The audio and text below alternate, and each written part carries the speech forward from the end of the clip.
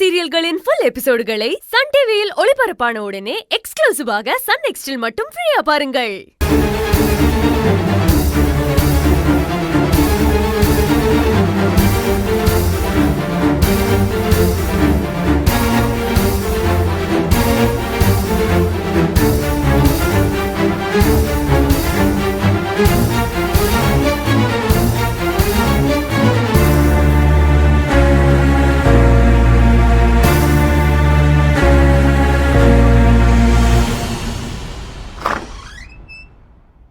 Doctor, அப்பா எப்படி இருக்காரு?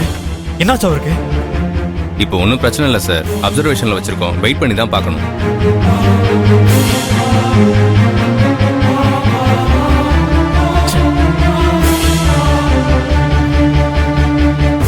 அப்பா அப்பா எப்படி இருக்காரு?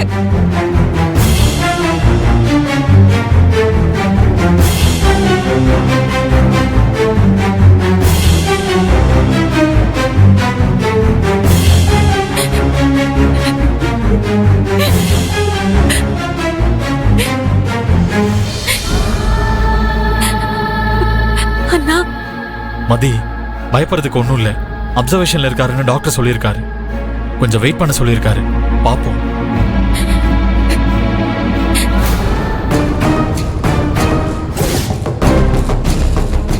இப்போ உனக்கு சந்தோஷம் தானே?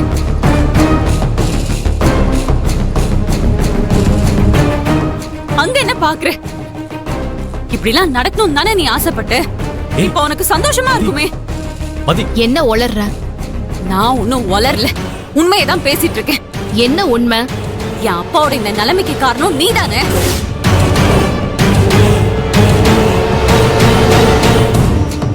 எங்க அம்மாவை ஃபேக்டரி கேட்ல வெளியில உட்கார வச்சிருக்கிறது, எங்க அப்பா இப்படி ஹாஸ்பிட்டல்ல படுத்து கிடக்குறதுன்னு எல்லாமே ஒன்னாலதான்.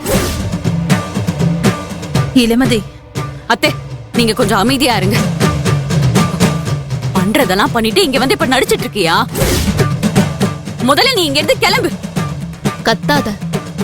அவருக்கு ஹார்ட் அட்டாக் வந்திருக்குன்னா நான் என்ன பண்ண முடியும்? நான் என்ன பண்ண? நீ தானே பண்ண. எங்க அம்மாவை ஃபேக்டரிக்கு வெளியே உட்கார வச்ச. அத நினைச்சு வேதனைப்பட்டுதான் எங்க அப்பா இங்க வந்து இப்படி படுத்திருக்காரு. முதல்ல நீ இங்க இருந்து வெளியே போ. இத பாரு, உன் பாட்டுக்கு வாய்க்கு வந்ததெல்லாம் பேசிட்டு இருக்காத. நான் ஒண்ணும் உங்க அம்மாவை கேட்டுக்கு வெளியே உட்கார சொல்லல. இன்னும் சொல்ல போனா, வெயில்ல உட்கார்ந்துருக்காங்களேன்னு சாமியானா பந்தல் போட்டு நிழல் ஏற்படுத்தி கொடுத்திருக்கேன். அவங்களா விளம்பரம் தேடிக்க போய் உட்கார்ந்தா அதுக்கு நான் என்ன பண்ண முடியும்?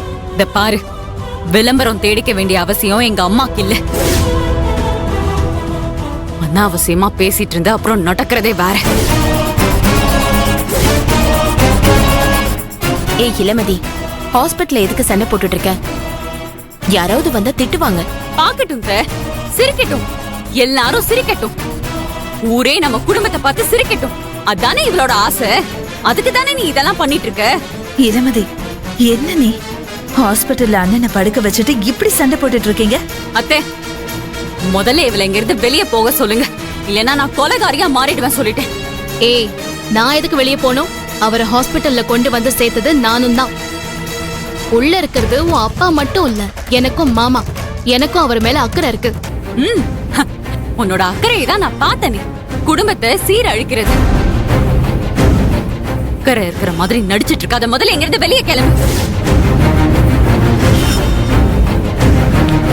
போ இங்க இருந்து. இங்க வா சௌந்தர்யா, நீ வா, வந்துரு பாத்துக்கலாம்.